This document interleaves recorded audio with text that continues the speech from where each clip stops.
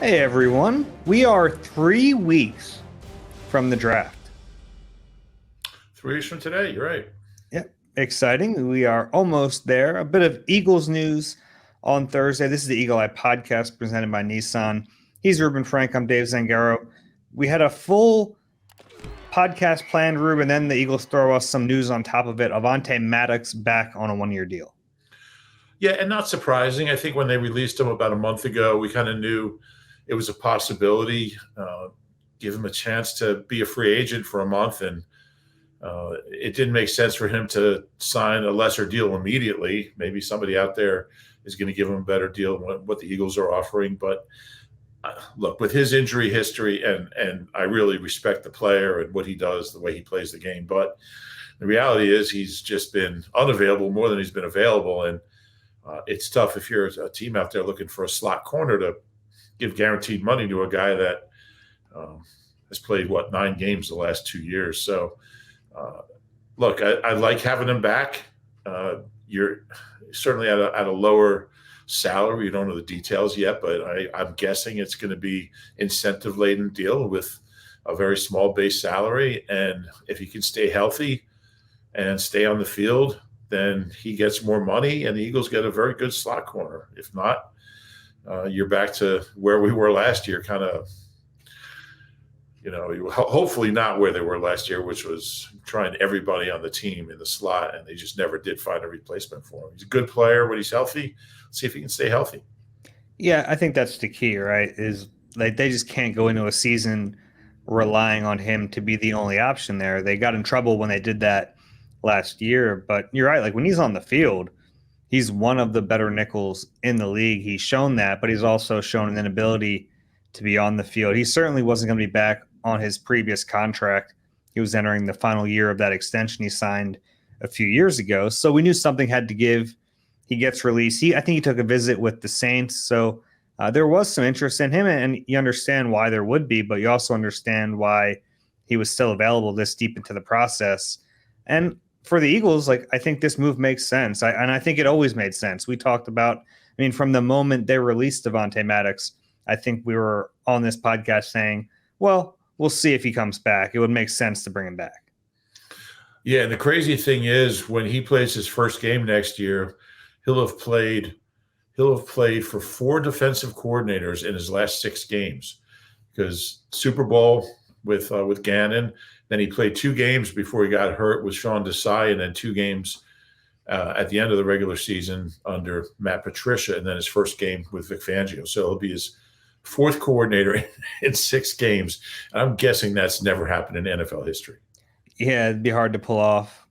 The thing with him, the last 2 times he's come back late in the season from an injury, he hasn't been himself. I think it was fair to say that about him last year. The Eagles got him back, and there was all this excitement about, oh man, Avonte Maddox is coming back. If he's peak Avonte Maddox, it's really going to matter. And at that point, the defense was just searching for any kind of answers, any way that it could raise the level of performance. So when he was coming back, there was all this excitement, and he comes back, and he just wasn't the same guy. And we've seen that now a couple of times. I'm wondering if eventually the guy he was just isn't going to be in there anymore because these injuries will have taken a cumulative effect.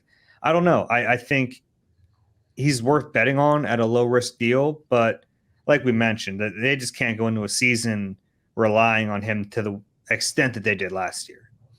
Right. And this was a pec. So, he had surgery on the pec. So that shouldn't affect his, certainly his wheels.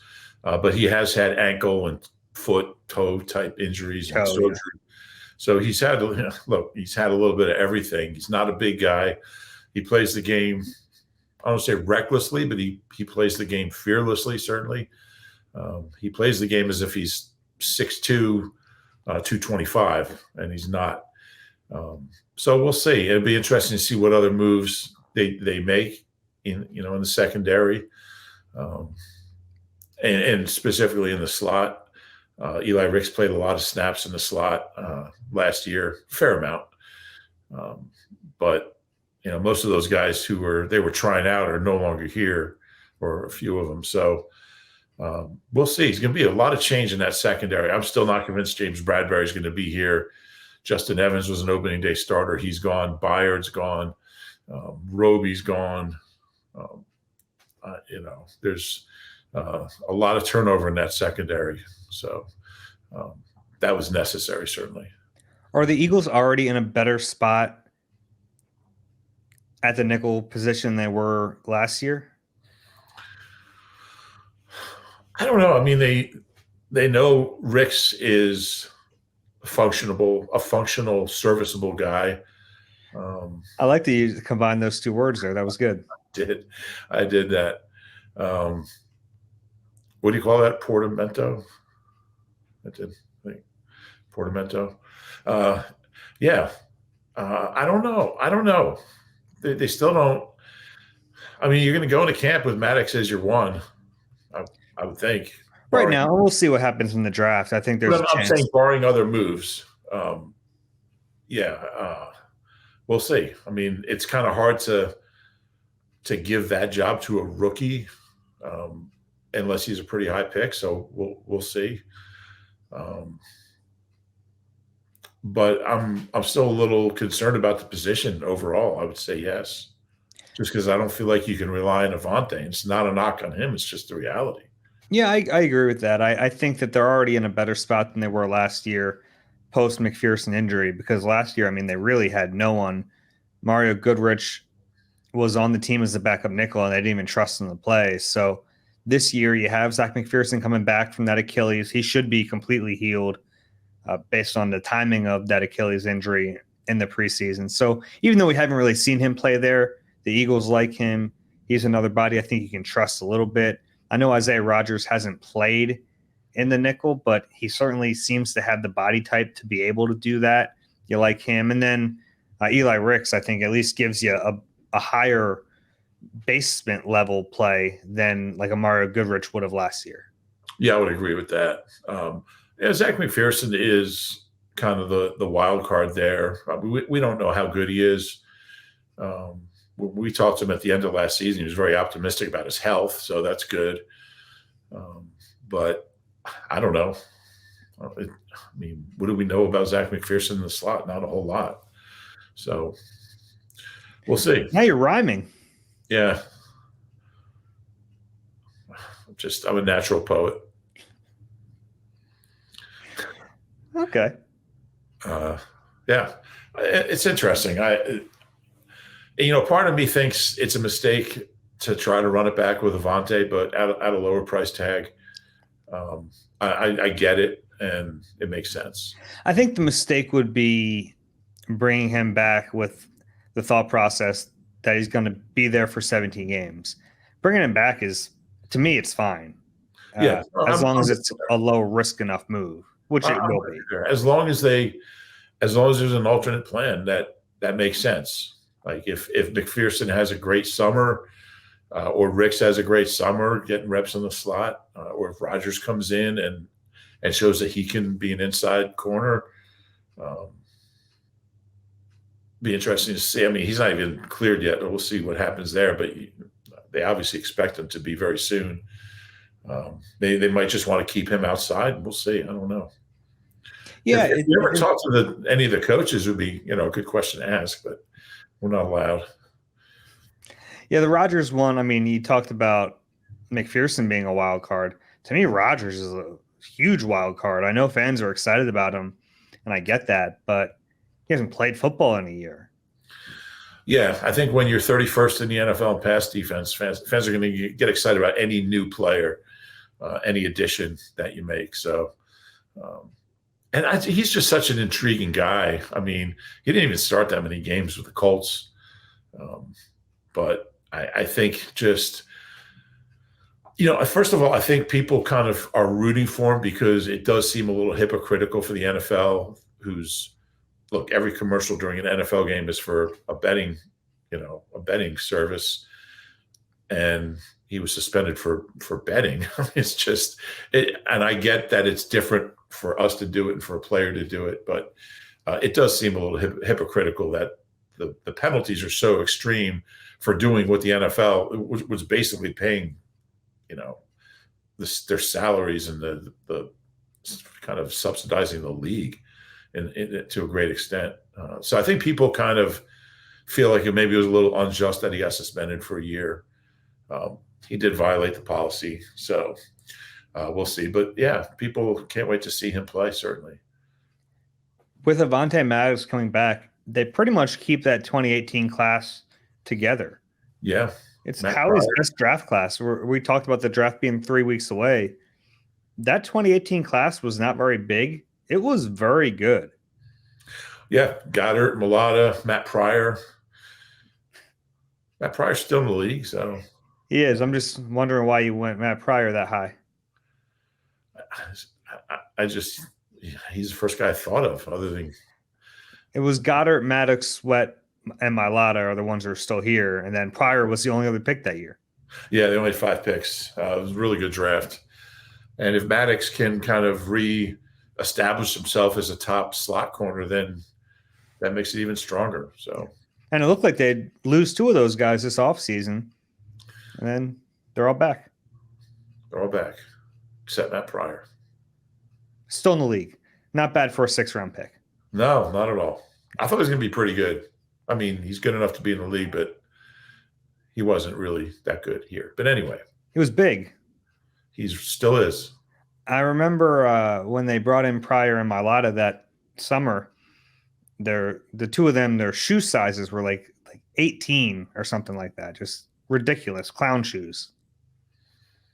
Big feet. Yeah. I remember here's a one-eye story. I wish I could remember the player, but Buddy cut some rookie, and his quote, because he talked every day. His quote was, "Nice kid, big feet, long way from being a football player." It's probably not the best thing when all a coach has to say about you is big feet, or like Doug Peterson with Clayton Thorson, good height.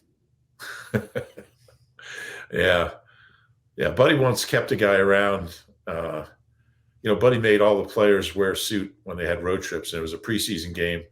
And there was a guy that we all thought was going to get cut, and Buddy kept him through first cuts. And someone asked him, why'd you keep him? And he says, well, I made the kid buy a suit. I'm at least going to let him wear it a couple times. Then I'll cut him, Buddy. Anyway, enough Buddy stories. Mock drafts. Yeah. It's mock draft season. You and I have both released Eagles only mocks the last 2 weeks. I went first a couple weeks ago. Yours went this week. We had the same 1st-round pick.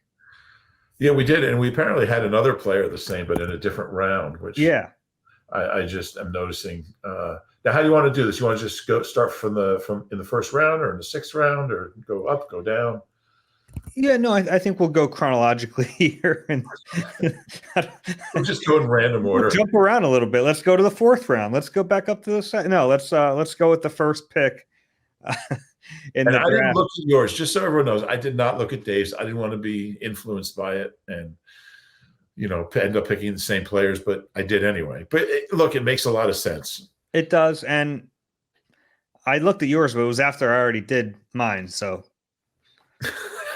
so it probably did not influence you. Didn't copy we both had Kool-Aid McKinstry in the 1st round at 22. I don't do trades in mock drafts. I just don't. I mean, it doesn't really make sense. But unless a team, unless you're really, really confident they're going to do something. But look, he would make a lot of sense, and I think he's a fun player, and they haven't.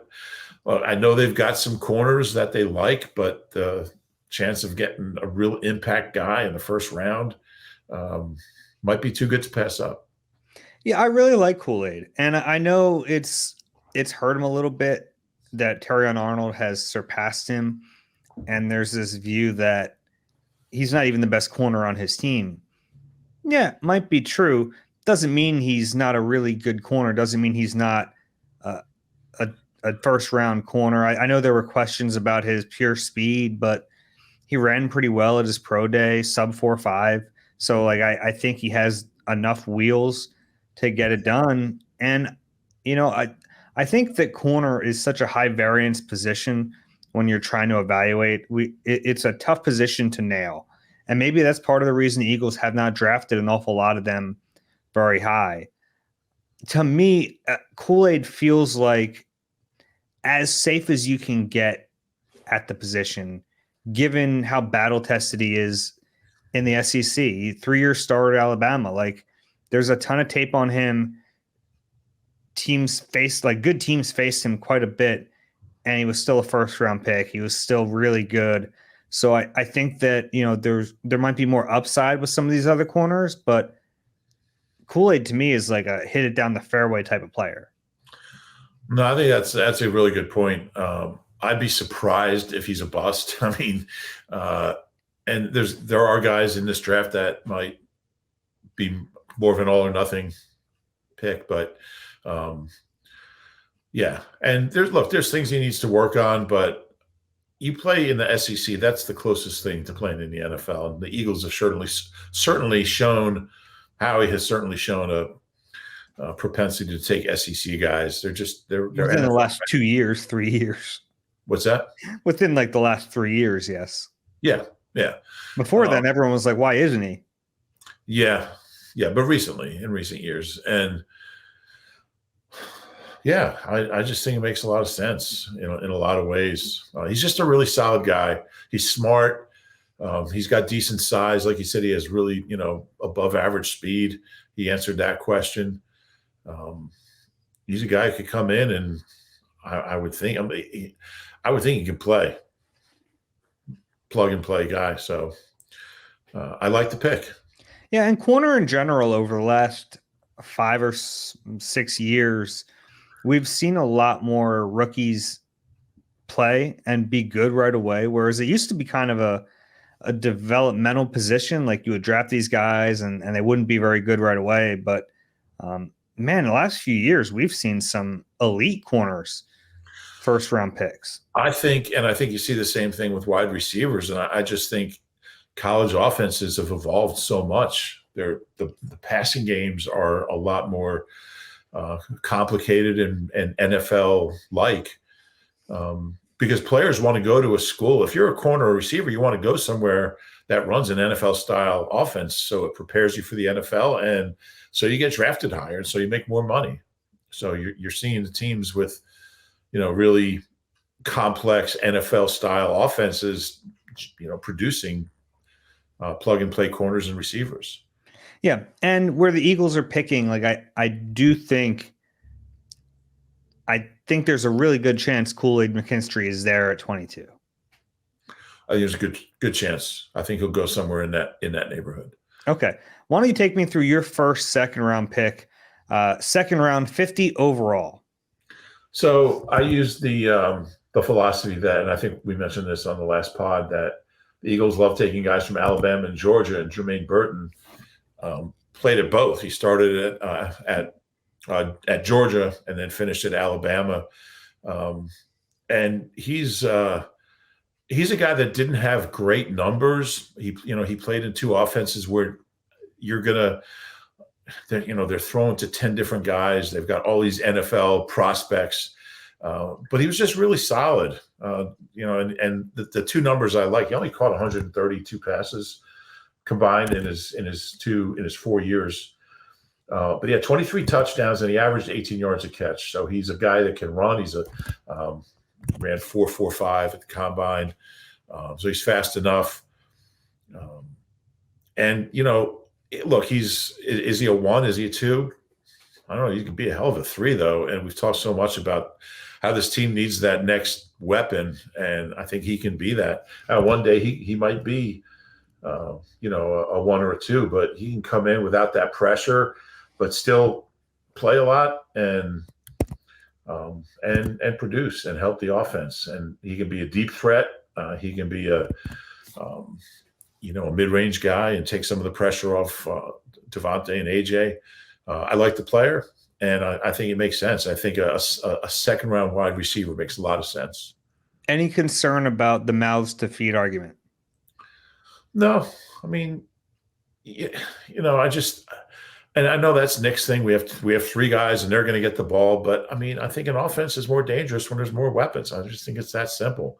And AJ and Devontae are still going to get their, they're still going to get their numbers. their targets might not even go down. But if you have one guy, like if you add up Julio Jones, OZ and Quez, if you add up their targets, and give them all to one young, fast guy, I think his production is going to be more than those three guys combined, and it's not going to take any targets away from the other guys. So I think the three of those had like 60 targets last year. So you give a kid who's better than any of them 60 targets, maybe he catches 40 balls for, 575 yards and, 5 touchdowns and helps you more than those three guys combined. Yeah, I like that. With my second-round pick, or my first second-round pick, I went with the BYU offensive tackle Kingsley Suamataia. I'm looking for – I think that they're going to use an early pick on an offensive lineman, so it's a matter of where. I think first round is very much in play, specifically an offensive tackle. Once you get beyond that, I'm trying to look at traits, and I think that Kingsley is not among the elite tackles in this class right now, but I do think he has traits that are very appealing. And I think they're traits that Jeff Stoutland would really like. Jeff Stoutland always says he wants guys that are unique and guys who have some kind of extra ability. And to me, Kingsley Suamataia has that. So it's get this guy in. He isn't a finished product, but under Stout's tutelage, I think he has the potential to be a starting right tackle in the league, but also I think offers some guard flexibility. I think he could play guard. So you're talking about, all right, even if he's not ready to play tackle, which with Lane Johnson's history, you think here and there he might need to step in and play a little bit.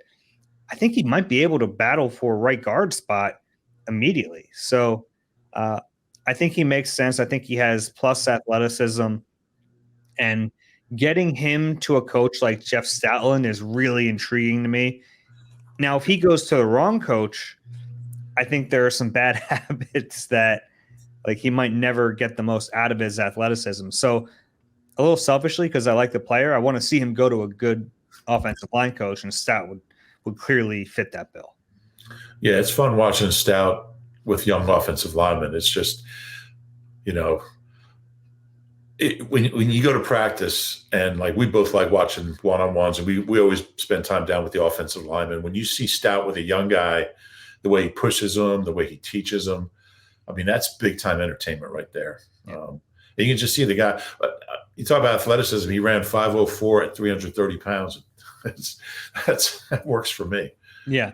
One of my favorite things with Stout with young players is I talk to them after the first preseason game, because Stout is always such a hard ass during the week of practice, and he's going nuts. But on game days, he's pretty calm, because the hay's in the barn, so to speak, by that point. And he's very encouraging. And the players are always really surprised that he's a different guy on game day. So I always like to get their first reaction to seeing that flip from Stout. Yeah. That's always fun. You want to go on to the number 53? Yeah, 53, which has been a good pick for the Eagles over the years. I believe Shady, Miles Sanders, and Jalen Hurts, all 53rd overall. Pretty good. Yeah, three pretty good players right there. We both went linebacker, which, look, we know. We know it's not super likely, but there are some really intriguing prospects. I think there are three guys kind of at the top of the linebacker rankings, and Edgerrin Cooper's one that neither of us picked here. We probably both think he's gone, but there are other options, and they might be there. You had Peyton Wilson from North Carolina State. I had Junior Colson from Michigan. Yeah, Peyton Wilson, 6'4", 235. And he ran 4.43, so he can certainly run. I just love the production. He played 47 games at NC State. He had 48 tackles for loss, 15 sacks, 7 interceptions, 6 breakups. The red flag is his injuries. He's had 2 ACLs. Big red flag. I'm sorry? Big red flag. It's a big red flag. That's why Landon Dickerson dropped in the draft, and I'm sure the Eagles were glad they ignored those red flags. But yeah, it is a concern, and that's might be the only thing that would bump it down to 53. There's probably teams that won't touch him because of that, and I get that. So it's a little bit of a risk, but he's such a playmaker, and nobody needs to hear me talk about what a need linebacker is. So we both kind of took the same approach there with a different guy. I know Howie doesn't make moves to make fans happy. I think at one point he probably did, but there'd be a parade in this city if he took a linebacker at 53. Yeah, he hasn't taken a second-round linebacker since 2012, so it's been quite a while. I don't think it's out of the realm of possibility, though. To me, Junior Colson, just had a chance to watch a ton of them because Michigan was so good. To me, he was like the leader of that defense. He has some size at the position. I just think he's a playmaker. I know he's had some injuries, not to the extent of Wilson. Like, he's had some minor injuries, did not get a chance to run at the Michigan Pro Day, do any of this stuff. So we don't have numbers. That could fall into the Eagles' favor if he drops a little bit because of it. I'm not worried about that stuff. I saw enough from him in the games, and I think he'd be a good pick at 53. Yeah. I think it might happen. I really think it might be a linebacker. All right. They don't have a third-round pick, so we're in round 4, 120 overall. You went Theo Johnson, a tight end from Penn State. I had him in the 5th round, but I think we're in agreement about the player here. I don't know where he'll go, but there's something to like about this kid.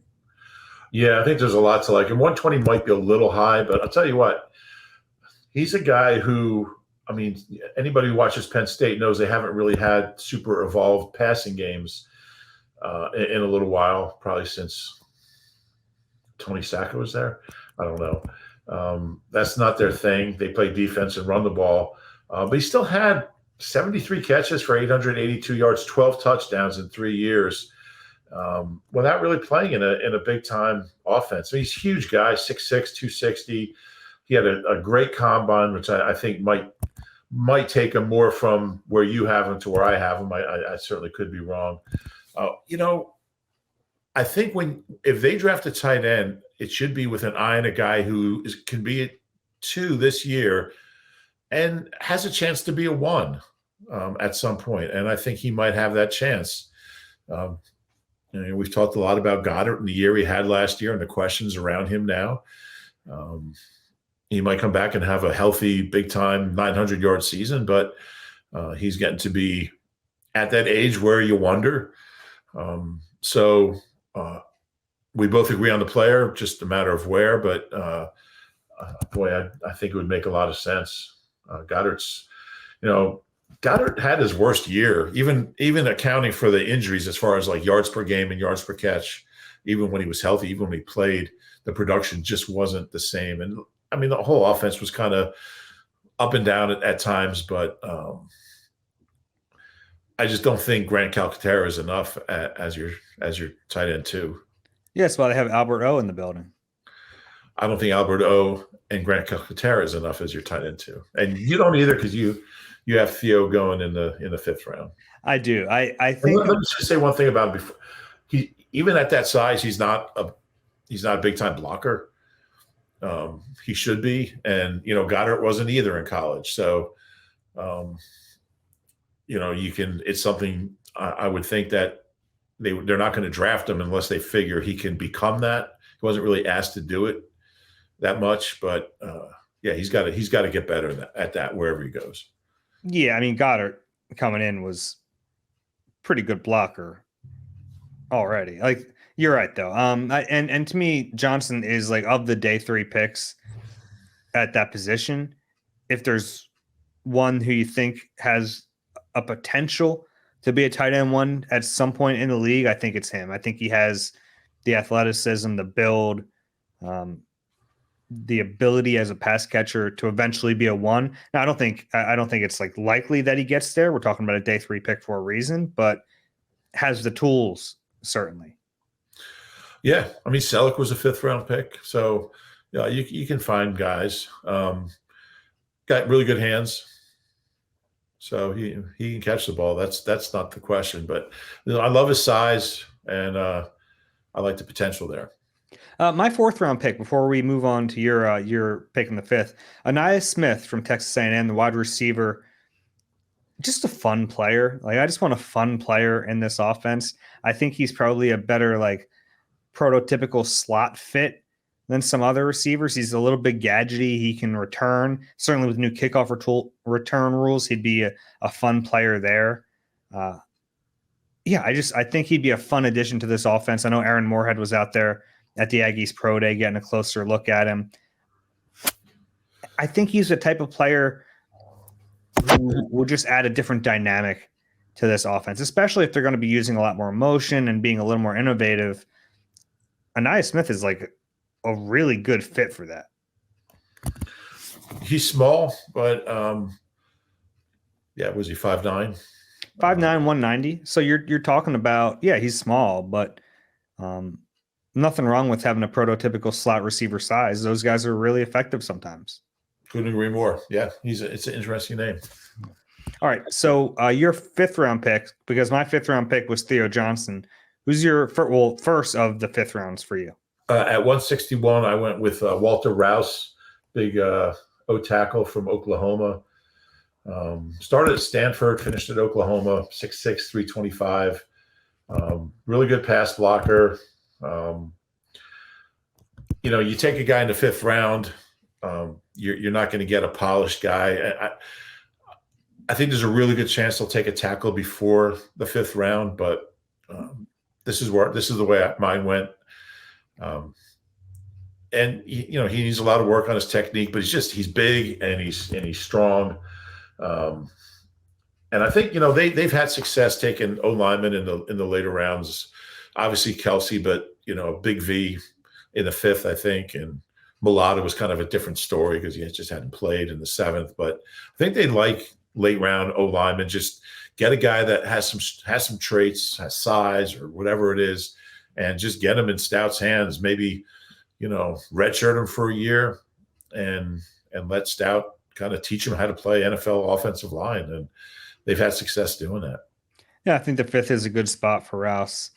My first 5th-round pick was Johnson. So why don't you go your second one? My second 5th-round pick at 171, James Williams from Miami of Florida, who was a safety in college. He's probably a linebacker in the NFL. I think at the combine or at the Senior Bowl, he played linebacker just to kind of show he could do it. He might be a tweener, but again, at 171, you're not going to get, you're going to get somebody that's got some question about him. So the thing about James Williams, you get him in the building, he's like 6'5", like 230, 235. He put on some weight to try to, show he could play linebacker at the Senior Bowl. He apparently did pretty well doing it. Just an athlete who you get in there, he's going to help you on special teams if he makes the team, and figure out what he is, where he can play, what packages he can play in, and see what you have. Yeah, Jacoby Stevens, right? Yeah, well, that didn't go so well. It didn't. But that's why, you're taking him at 171. Yeah, my pick at 171 was Grayson Murphy, edge rusher from UCLA, just because I wanted the Eagles to draft a twin in back-to-back drafts. I think that's fun. His brother Gabriel is probably going to be a higher pick, maybe 3rd into the 4th round. Grayson probably after him, but like identical from a physical standpoint, super athletic. One got invited to the combine and the other didn't, which had to be a little annoying in the family dynamic. But I think edge is a position they might add earlier than this, but certainly at some point in this draft, I think they'll draft an edge rusher. If they do draft him, how long till I call him Grayson Allen? Especially if he starts. Probably just be happy you're not calling him Gabriel. Especially if he starts making 3-pointers everywhere and cheap shotting guys.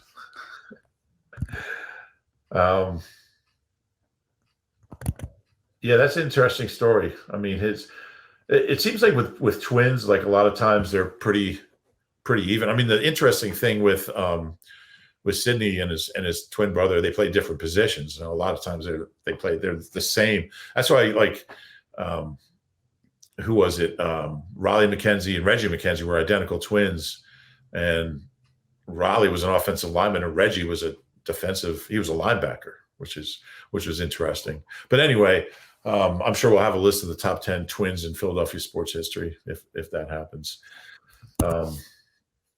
But yeah, I don't think I had an edge anywhere, did I? No. So certainly makes sense to have one in the mix. Your next pick, 172 overall. Leighton Robinson is an interior lineman from Texas A&M.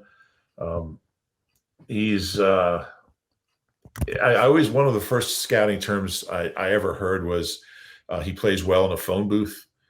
And that's what this kid is. He's not real athletic, but he's a really strong, powerful kid who, as long as he doesn't have to move, he's just not what he's good at. Texas A&M is really, they've developed a lot of pretty good O linemen in the last few years. So I just wanted an interior lineman at some point. He's not real athletic, but again, see if you bring him in, see if Stout can do something with him. Yeah. I'm not going to waste my time talking about him. I don't know much about him. So my pick at 172 is Trevin Wallace, linebacker from Kentucky. At this point in the draft, you're taking athleticism. He's got a ton of it. I'd be fine with them using 2 picks on linebackers. That's not crazy. You need special teams players at the end of the draft. And Wallace, to me, is someone who's worth developing. So I don't know if he'll be there at 172. I think he's getting a little bit too much buzz for that in this pre-draft process, but you never know. Yeah, you got to love his he ran a 4.51 and had a broad jump of 10.7, I think. Mm-hmm. So love those traits. You want to go to the last pick, 6th round? Yeah, your last pick, 6th round.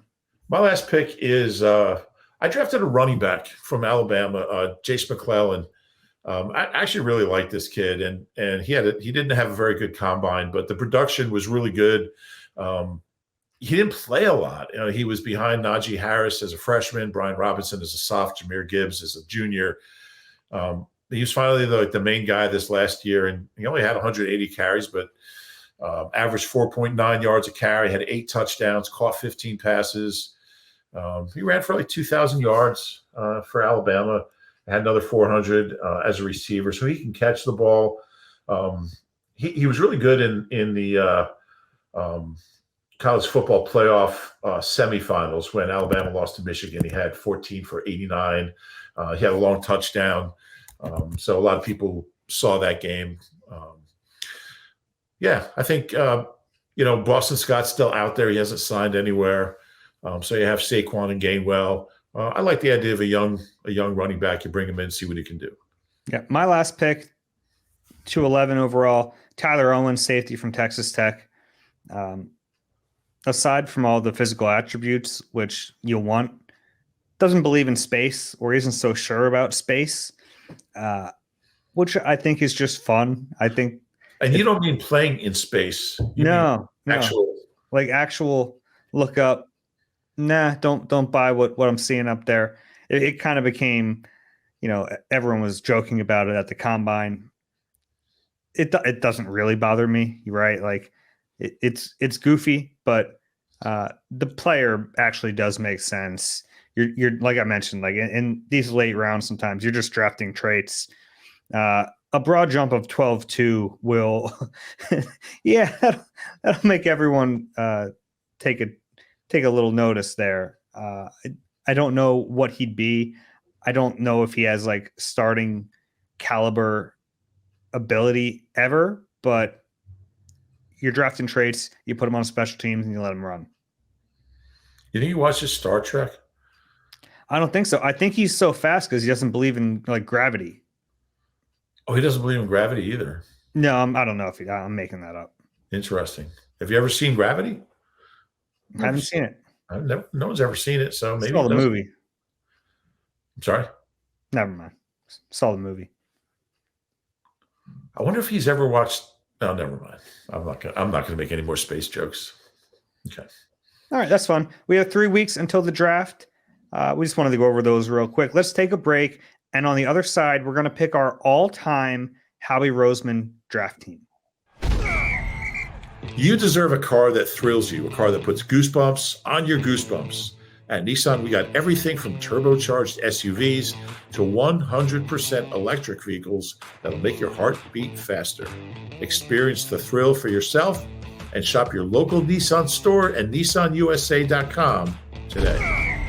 Celebrity cook Steve Martorano brings his Italian-American cooking back home to Philly.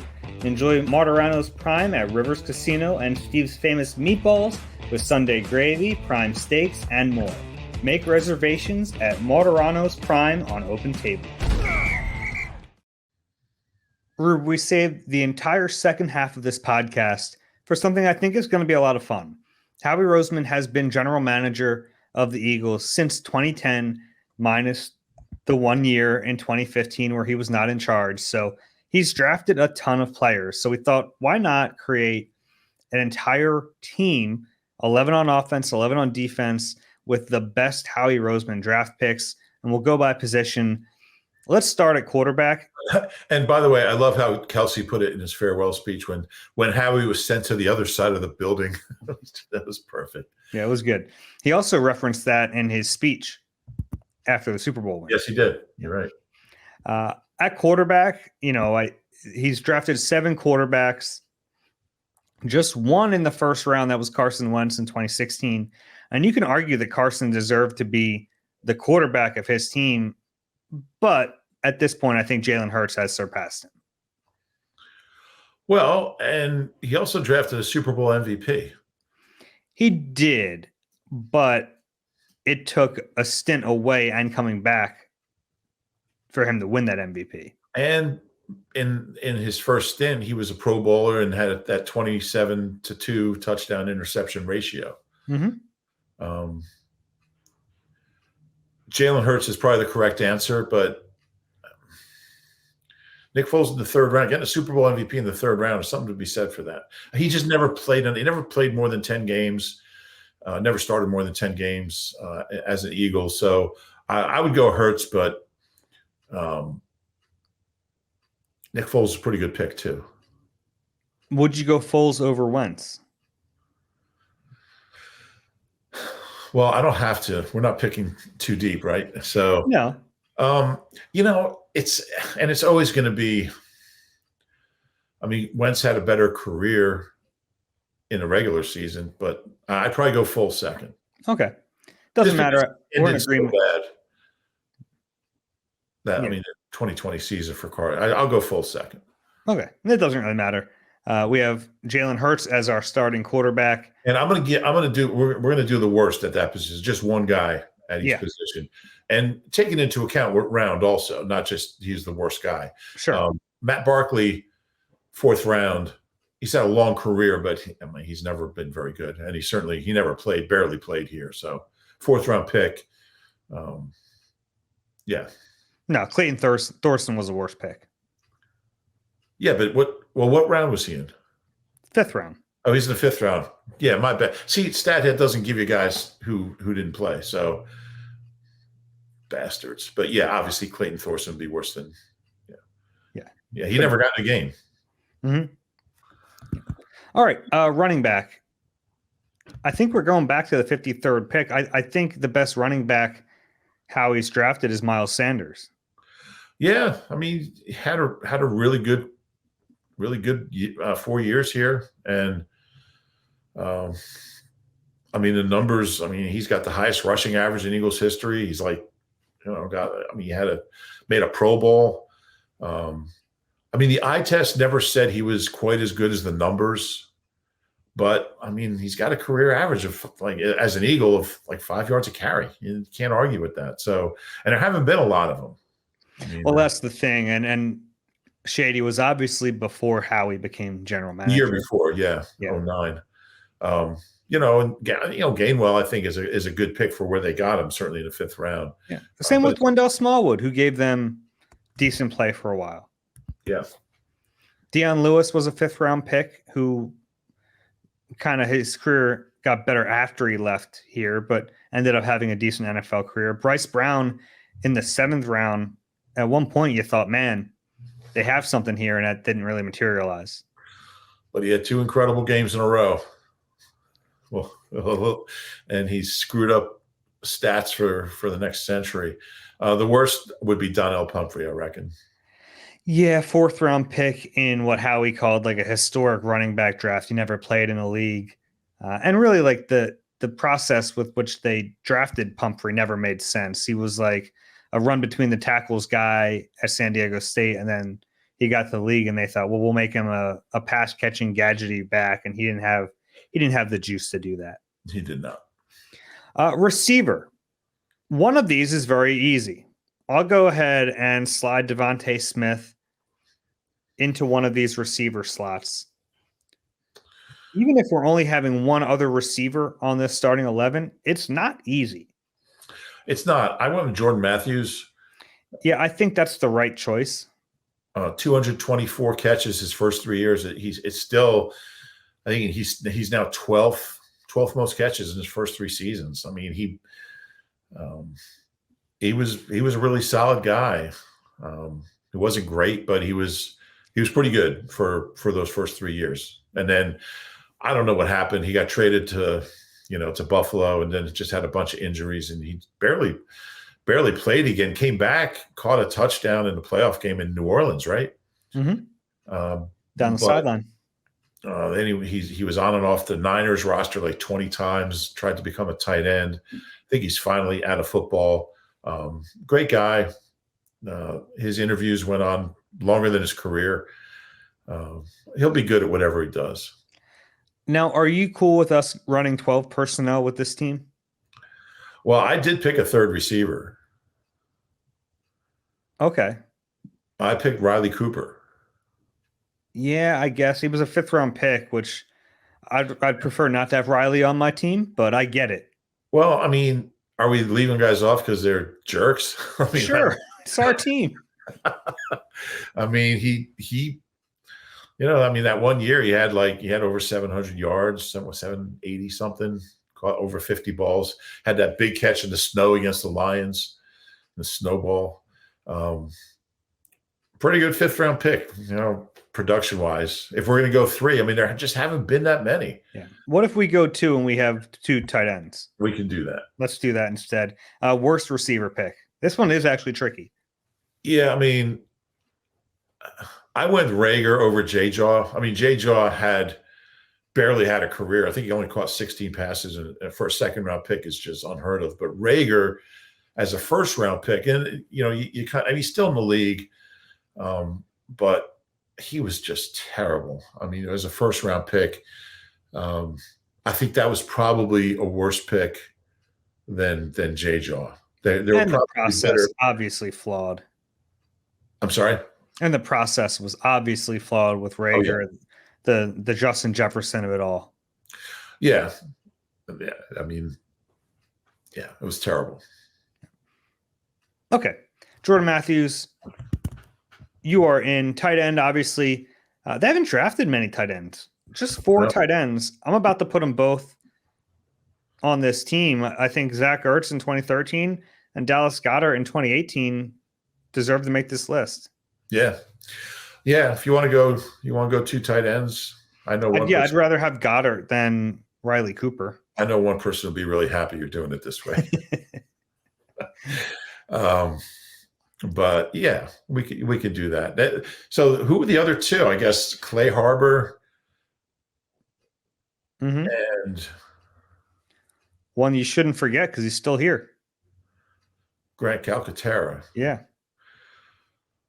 Man, so who's the worst tight end he's drafted? You have to go Clay Harbor, but he watches the podcast religiously, so I can't do that.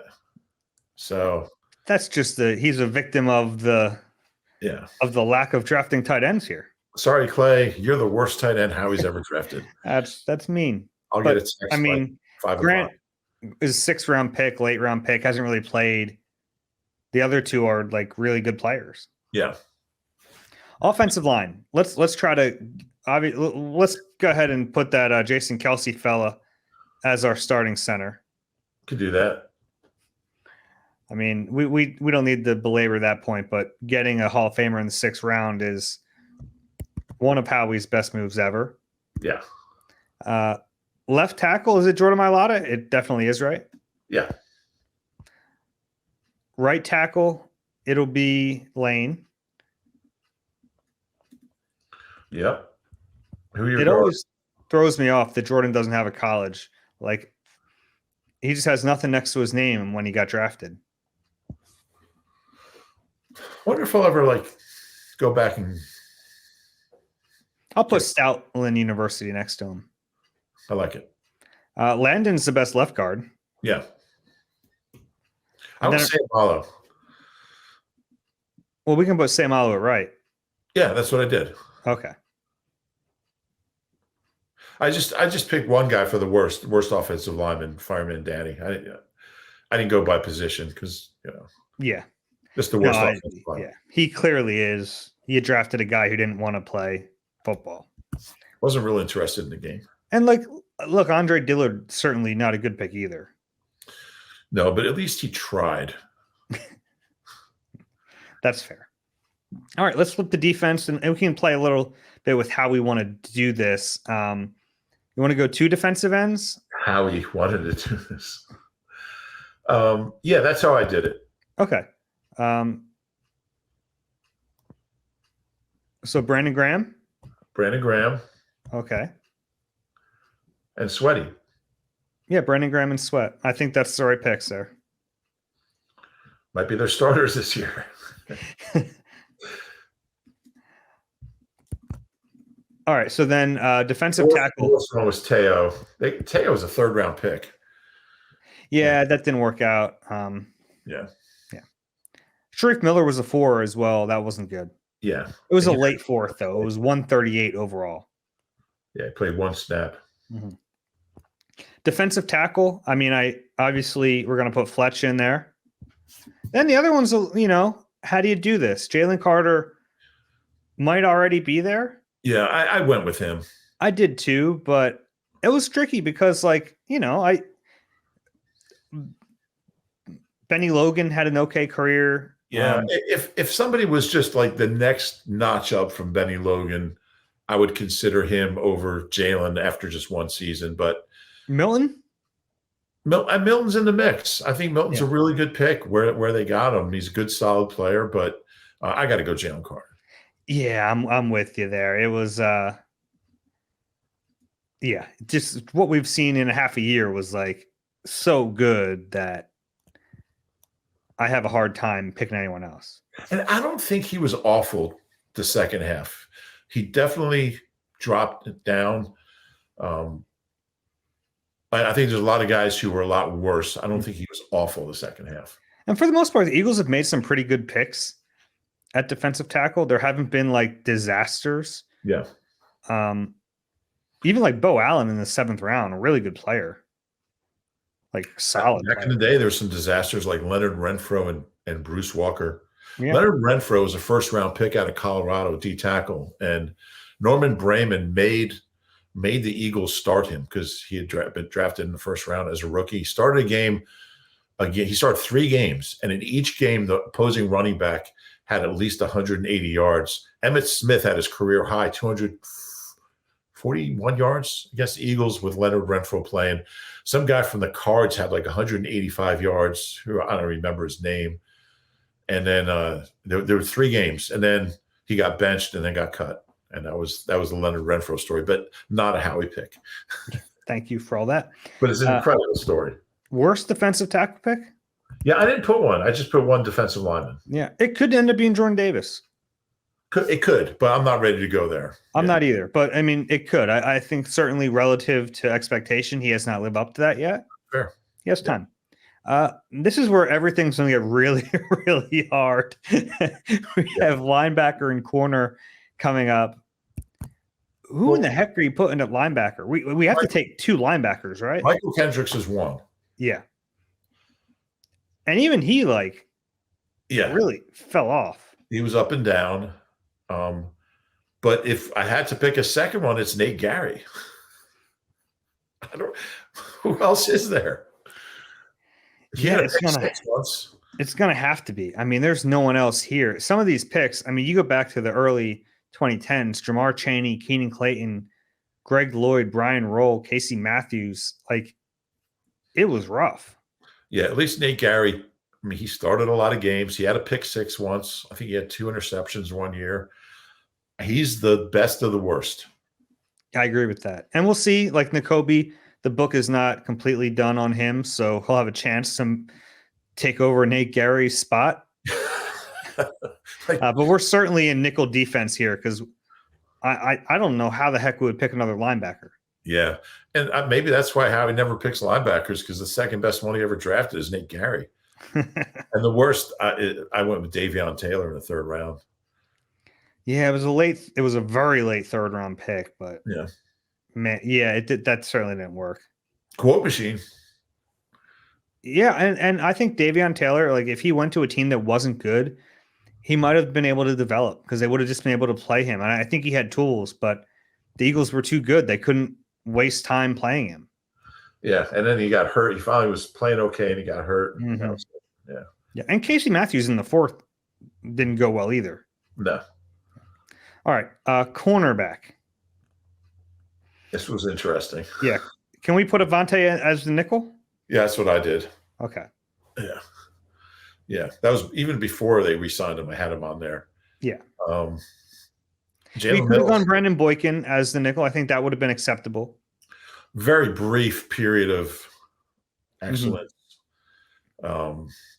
I went Jalen Mills as. Yeah, I have Jalen Mills as one of the starting outside corners on the All-Howie team. And he was, I mean, in 17, I just think he was just a really good red zone player because that's where his speed didn't really affect him. Mm-hmm. He was physical.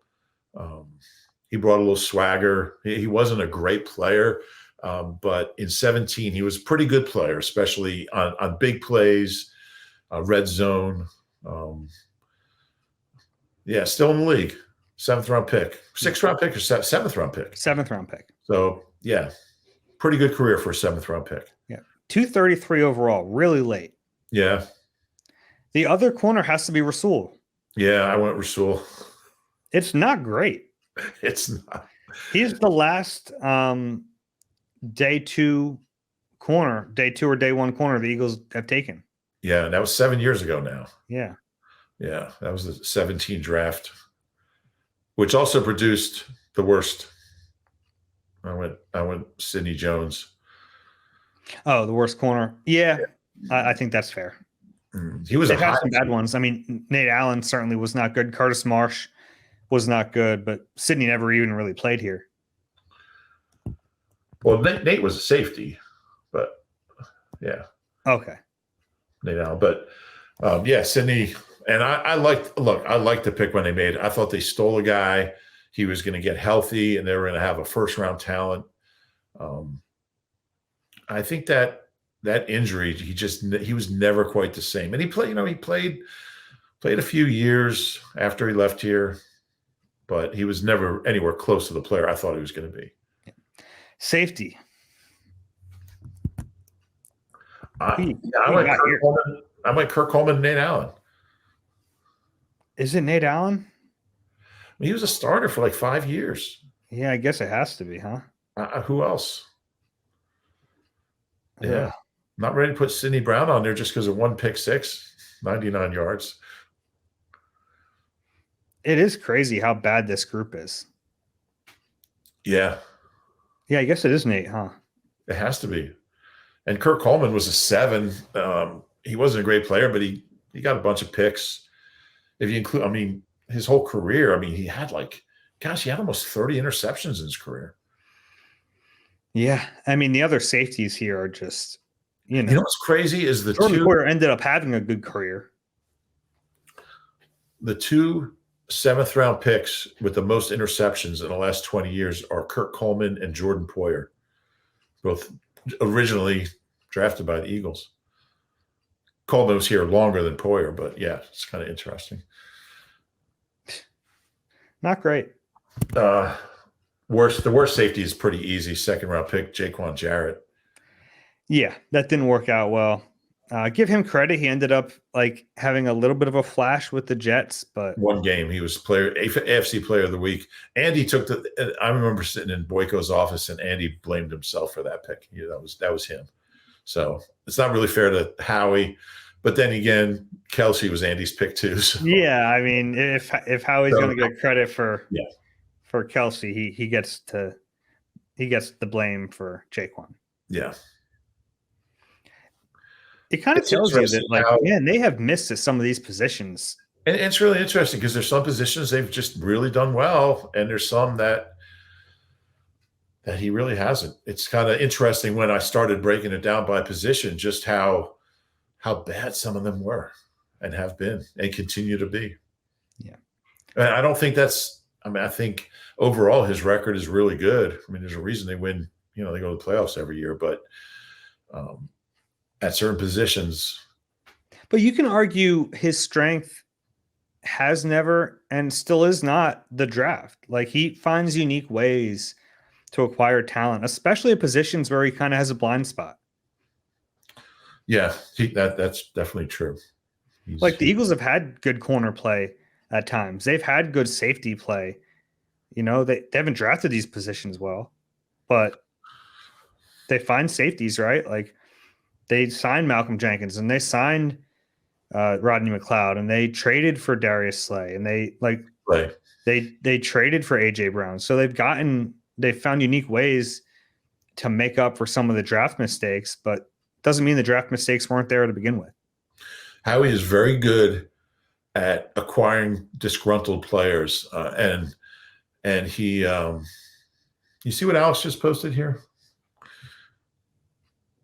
Okay, that makes sense. Yeah, Alex, where's that coming from? Here we go. So I have the Jordan Mailata 3-year, $66 million extension. He is now signed through the 2028 season. This is from Adam Schefter. Makes sense. I think Mailata was certainly an extension was going to come for him at some point. He got extended in the 2021 season just after he became the starter. So he was under contract through this year and next year. Now under contract through 2028. I believe just one of 3 or 4 players who were under contract through them. Jalen, Landon Dickerson, and Jake Elliott. He's the 4th player under contract through 2028. Yeah, no, it's and we're just talking about what Howie's good at and keeping young players. And Jordan Mailata is still a young player. What is he, 26? He's been around forever. You have that in front of you. Has Howie ever lost a good young player that he hasn't been able to extend? And talk about what he's good at. He just turned 27 on March 31st. Okay, so just a few days ago. I guess that was Saturday. Did you send him a card? I did not. We sent him a card. But yeah, he's Howie is just so good at keeping young talent in the building. And there's been a few guys you're talking about like Jordan Poyer. That's kind of different. I mean, he became a good player like a few years after he left here, and they were trying to get him on the practice squad his rookie year. Nobody knew. But as far as good players that are established, he understands their value, and he finds the money and the cap space, and he just does not lose guys like that. Yeah. And I think Mailata has really settled into being just a very good left tackle. And I think he still has Pro Bowl, All-Pro potential. Yeah, and I think that's the next step for him. And, every year at some point on the pod, like we do, like who's going to be the next first-time Pro Bowler? And I think the last 3 years I said Goddard, and I haven't been right yet. But that's the next step for Jordan. And I think I'm actually surprised he hasn't made it. Was he first or second alternate this past year? Something like that. He's a really, really good player. And I thought he played at a very high level this past year. Look, you can find a play here and there for anybody, and that didn't go the way they wanted. And certainly the last month and a half of the season wasn't good for anyone. But I just think they deserve so much credit for identifying him, finding him, developing him. It's really an incredible story. This guy never played football before. Yeah, and like there was a moment where I was starting to wonder, like, well, what's the ceiling really? Because it was tough to even like gauge it when they first got him, right? Because he was growing so much, like day over day. Forget year over year. He was growing like insanely day over day. So you're trying to figure out what is his ceiling. But yeah, I think sky's still the limit for this guy. I really think he can be an all-pro type of player. I think at times he's played that well. He hasn't played that well consistently, but I think he has it in him. Yeah, I do too. And I'll never forget watching his first snap in his first OTA practice. He'd never played football before, and he didn't know how to get his jersey. He didn't know how to get his pads on. And Stout was just screaming at him, and he just took off from there. But that second year, we had that second year with the back issue. You kind of wondered, is this ever going to happen for him? But man, it's good for him. It's good for them. I guess we don't have to do an emergency pod because this will be like the emergency portion of the pod because thanks to Alex for giving us a heads up on that one. Big move. That's a good move for them. They have their left guard and left tackle under contract through 2028. And they're both very good. They just very good, and they play very well together. They do. They do. All right, let's wrap this up. If you enjoy the Eagle Eye podcast, please do us a favor, rate and subscribe wherever you get your pods. If you're watching on YouTube, click that like button, subscribe there as well. That's it for Rube. I'm Dave. This has been Eagle Eye, presented by Nissan. We'll talk to you next week.